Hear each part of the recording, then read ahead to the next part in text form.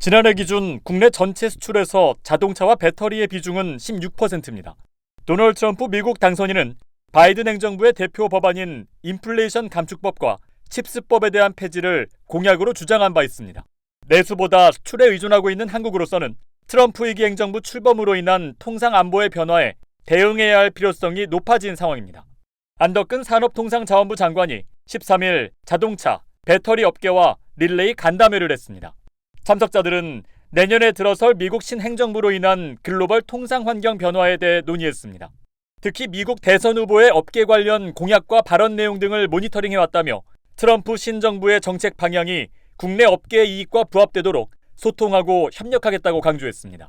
안 장관은 대외 환경 변화에 기민하게 대처하는 것이 중요하다며 국내 기업과 정부가 원팀을 이뤄 대응해야 한다고 말했습니다. 정부는 이날 자동차와 배터리를 시작으로 조선, 철강, 반도체 등 업계와 간담회를 이어나갈 방침입니다.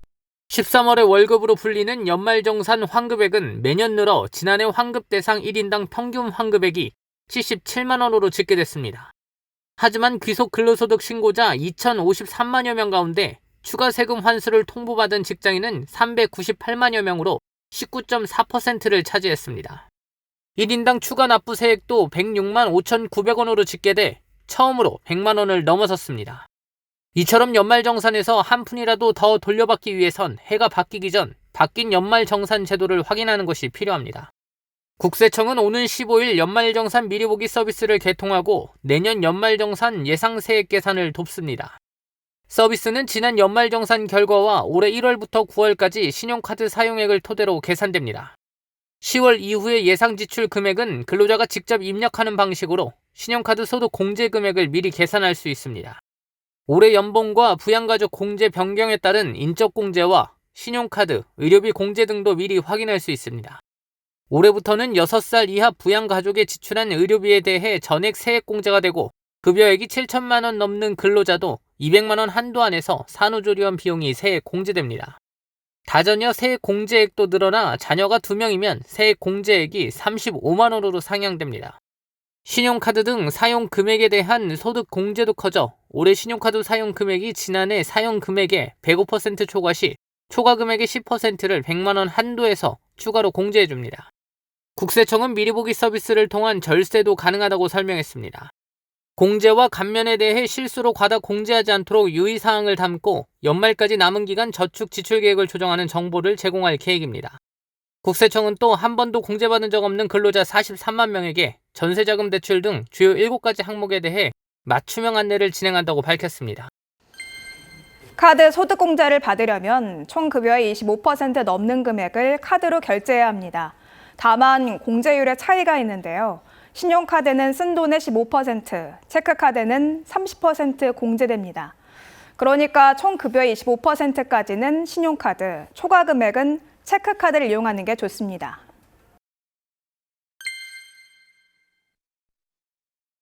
월세를 내고 있다면 홈택스를 통해서 현금 영수증을 발급받아야 합니다. 세액공제 대상자라면 별도의 증빙서류를 내지 않아도 공제받을 수 있고요. 공제 대상이 아니라고 해도 현금 영수증 소득공제를 받을 수 있습니다. 중소기업에 취업한 청년이 결혼, 출산 등으로 퇴직했다 재취업했다면 3년간 소득세 70%를 감면받을 수 있는데요. 회사에 감면 신청서를 제출해야 한다는 점 알아두시기 바랍니다. 올해부터는 6세 이하 부양가족의 의료비 공제 한도가 폐지됐습니다. 이에 따라 6세 이하 부양가족 의료비는 공제 한도 없이 15%의 공제율을 적용받습니다. 산후조리원을 이용했다면 200만 원 한도 내에서 소득공제를 받을 수 있습니다. 기존에는 총급여 7천만 원 이하인 경우 공제받을 수 있었지만 올해부터는 소득 조건이 없어졌습니다. 또 현금으로 결제할 때는 현금 영수증을 발급받고 전통시장 소비금액을 늘리면 소득공제 혜택이 커집니다. 금융당국이 불법 사금융업자 퇴출에 대한 의지를 밝혔습니다. 최근 윤석열 대통령이 30대 싱글맘을 죽음으로 내몬 불법 사금융 근절 대책을 주문한 가운데 금융위원회가 현장 점검에 나선 겁니다. 김소영 금융위원회 부위원장은 불법 사금융 형태가 갈수록 비대면, 디지털화되면서 더욱 악랄해지고 있고 최근에는 채무자의 자녀들에게도 불법 추심 위협을 가하고 있다고 우려했습니다. 이에 따라 이번 하반기 정기국회에서 대부업법 개정안이 최우선으로 입법될 수 있도록 국회 논의 과정에서 적극 참여하겠다는 계획입니다. 앞서 지난 9월 정부가 내놓은 대부업법 개정안은 대부업자 자격기준 상향과 불법 대부업에 대한 제재, 처벌 강화, 반사회적 대부계약 무효화 등이 담겼습니다.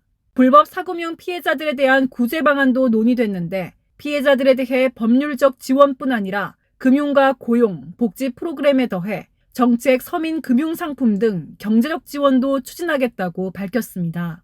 제도적 개선뿐 아니라 점검과 단속도 강화합니다. 경찰청은 내년 10월까지 불법 사금융 특별단속 기간을 늘립니다.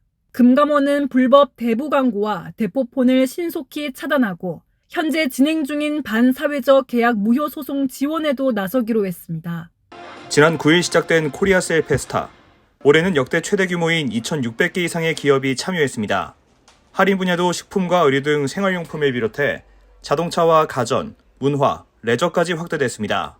다양한 분야에서 큰 폭의 할인 혜택이 이어지며 시민들의 장바구니 부담도 줄었습니다. 코리아셀 페스타의 성공적 진행을 위해 정부도 힘을 보탰습니다. 안덕근 산업통상자원부 장관은 할인 행사가 진행 중인 백화점을 찾았습니다. 안 장관은 코세페 라이브 방송에 직접 참여해 행사 의류를 활용한 스타일링을 추천했습니다. 한편 코리아셀 페스타 기간을 맞아 해양수산부는 김장철 소비자 체감 물가 완화를 위한 행사를 시작했습니다. 해수부는 다음 달 1일까지 코리아 수산 페스타 할인 행사를 진행합니다. 이 기간 마트나 온라인몰에서 국산 수산물을 구매하면 최대 50%까지 할인받을 수 있습니다. 할인 대상은 천일염과 새우젓 등 주요 김장 재료와 명태, 고등어 등 대중성 어종입니다. 할인 행사와 함께 해수부는 비축 천일염 5,000톤과 고등어 600톤, 오징어 200톤을 전통시장과 마트, 온라인몰 등에 저렴하게 방출해 김장철 물가 안정에 나설 방침입니다. 오래된 점포가 많은 전통시장, 화재가 발생하면 피해가 너무나 큰데요. 이 때문에 오히려 보험사에서는 상인들의 화재보험 가입을 기피하고 있습니다. 정부가 시장 상인의 화재보험 가입을 돕기 위해 공동인수제도를 도입하기로 했습니다. 인수가 거부되는 물건은 화재보험협회가 인수하고 이를 보험사가 공동으로 책임지는 방식인데요. 기존 공동인수제도는 특수건물과 15층 이하 공동주택에만 적용됐지만 이번에 전통시장 등 상점가로 확대된 겁니다. 행안부는 이번 제도 개선으로 시장 상인들도 화재보험에 가입하고 피해 보상을 받을 수 있게 됐다며 적극적인 보험 가입을 촉구했습니다.